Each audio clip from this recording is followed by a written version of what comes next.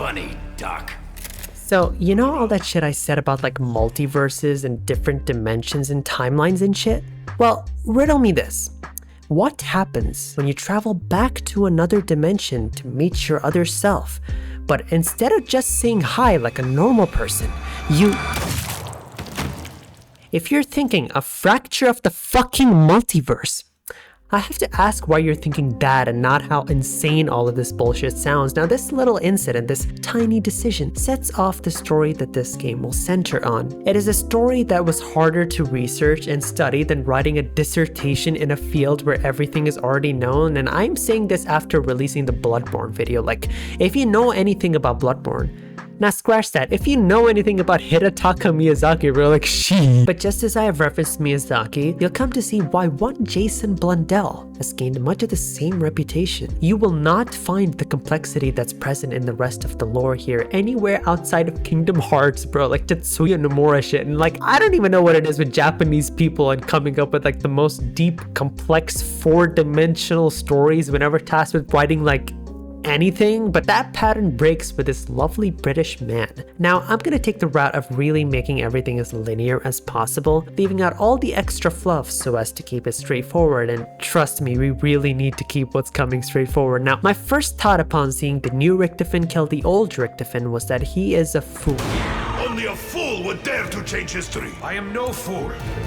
What I do only to secure a better tomorrow. Oppa, maybe he does know what he's doing. What do you think? As for me, I'm convinced, but the other three characters would beg to disagree, because when you actually play this map, they all literally shit on Richtofen, going as far as to call him bitchless and planless, thinking he's a man of a devious nature. Nothing's off the table for the three when it comes to insulting this man, like racism, xenophobia, you name it, they probably used it. And you might be thinking, why are we in Derisa again? Well, actually, it's called a giant, and it's different because there's snow and the head of an Origins robot just telling us at the map for some reason. Now, what you see here is a live POV of some Treyarch employee who was just tasked with naming the new Derisa remaster for Black Ops 3, and as you can see, they really just popped that shit into Google Translate for real. Like, maybe this map really is the same. It even strikes a parallel to the definitive edition of Black Ops 1, which is the V edition, because the map was released not only on 7th gen consoles, but 6th gen consoles. As multiple maps exist on this version, all remaining Black Ops 3 footage in this video will be recorded on the PlayStation 3 version of this game. Bro, like, honestly,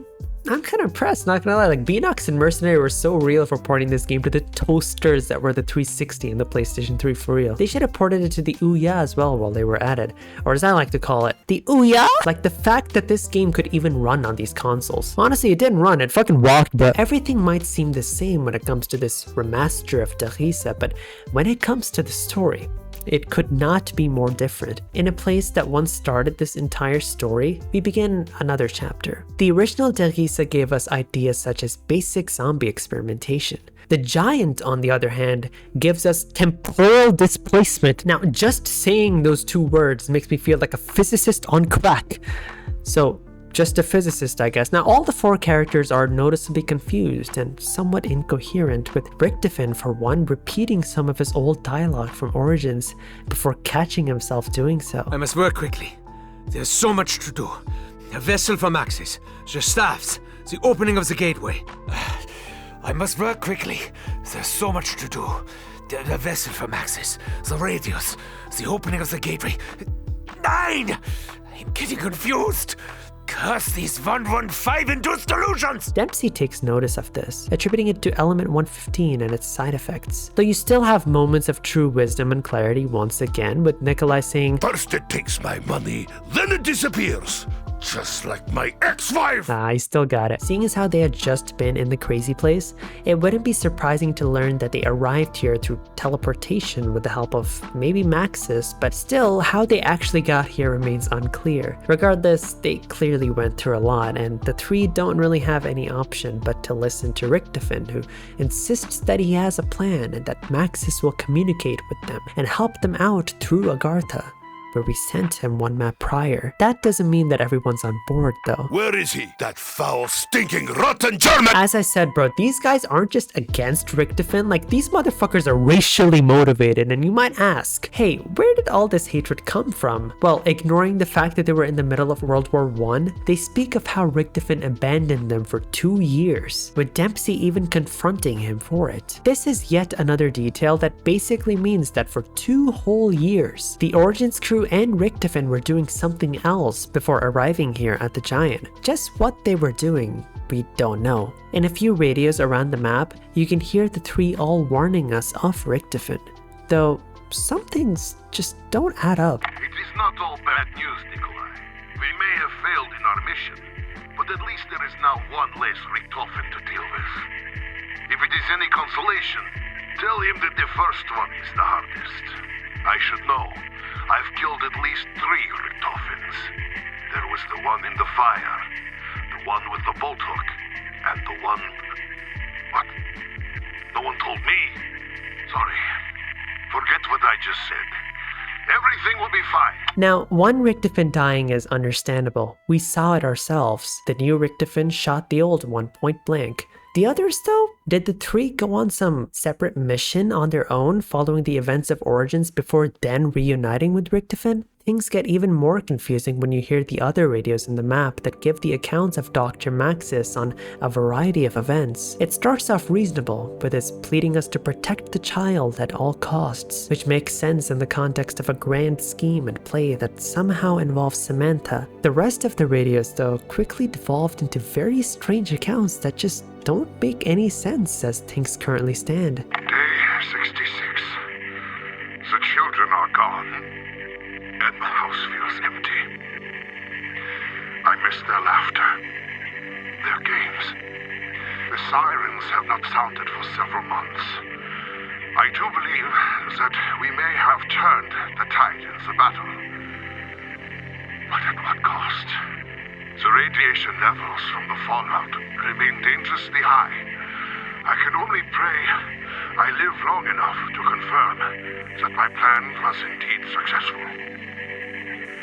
And the dark presence that has haunted our dreams and infected every facet of our existence has finally been vanquished. I don't have to be the one to tell you that the idea of a fallout literally makes no sense outside of like Transit and Nuketown. Derisa and the Giant both take place during World War II, almost a century before those maps ever took place. Also, what dark presence does Max speak of? The radios devolve even further into complete incoherence, with some radios corresponding to the teleportation tests all the way back in World at War, which would be fine if it weren't for the fact that the voice of Maxis sounds different in those radios, and that the quote-unquote old radios share the same space with the new ones. They don't belong with each other, they are completely different plot lines. As for what the house is, information surrounding it is present in the game's on-disc map, Shadows of Evil, where you can find numerous scraps around the map that, when pieced together, give you this image.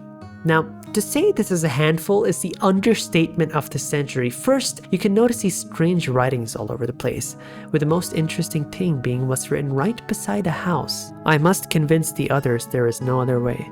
We all must die. It's rather curious considering how we've just witnessed the old Richtofen's death in the Giant. Second, you can notice this intriguing statement: a universe has been born. The others must be undone. Perhaps it could tie into why Richtofen be out here causing dimensional fractures and shit. Lastly, there are these strange coordinates plastered all over the image. Coordinates that lead to 4 places, one of which should be familiar as it's the location of the Giant or Derisa. The others though? The first one leads us to this mountain in Austria, where the closest places of interest are an ice cave and a castle. The ice cave is one Eisriesenwelt, which is the largest ice cave in the world. The castle, on the other hand, is a fortress with a past as dark and tumultuous as the storm clouds that often gather around its towering walls. This is Hohenwerfen Castle, a haunting monument to centuries of power struggle. Built in the 11th century by the archbishops of Salzburg, Hohenwerfen Castle was designed not just as a bastion of defense, but as a symbol of authority and control. Behind its formidable facade, though, lies a history steeped in darkness. Throughout the medieval period,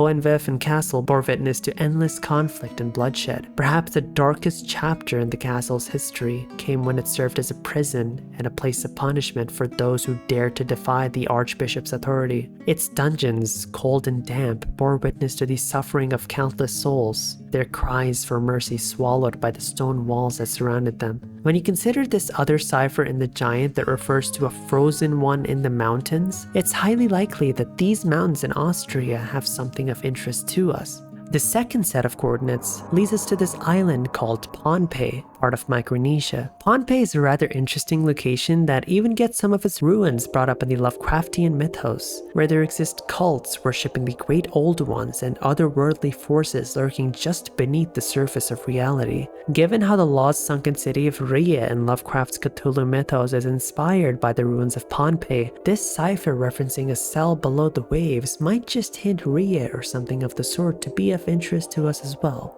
Finally, the last set of coordinates leads us to Stalingrad, where one of the deadliest battles in human history took place. The Battle of Stalingrad was a pivotal turning point in World War II, marking the first major defeat of the Nazi forces by the Soviet Union, and through millions of casualties on both sides, the city's defense turned the tide of the war in favor of the Allies. When you take this cipher referencing a city of fire, perhaps it's an allusion to Stalingrad itself, as it's one of the nicknames attributed to the city. All of this is totally not foreshadowing anything, by the way, don't worry. Coming back to the giant, Maxis in another radio then informs Richtofen of his plan, instructing him to release a beacon so that he may come and destroy the site, before telling him how it's his burden to carry and that the others must never know the truth, thereby all but confirming that Richtofen truly is of a devious kind. As for what the beacon is, it's automatically released when you do the same flytrap Easter egg that was present in the original Derisa. You might ask, wait,